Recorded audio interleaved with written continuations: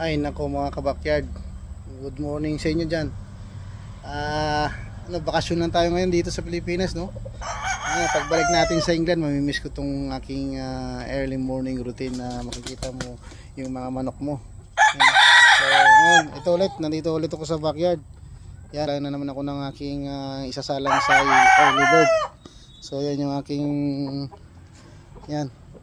gray hatch tsaka Allen Roundhead.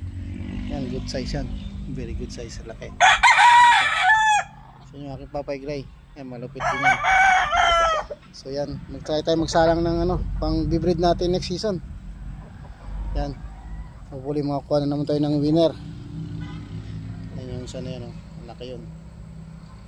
So, tayo. So dito na naman yung aking mga manukan sa kabilang side. Yan, ito yung isa. Yan, station yan, taas yan. So dito naman sa harap.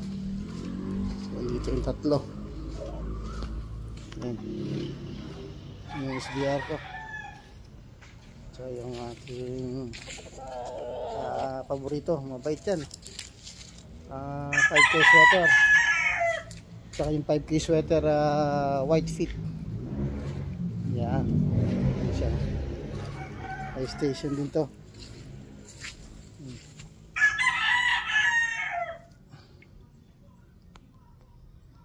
Pugi nila.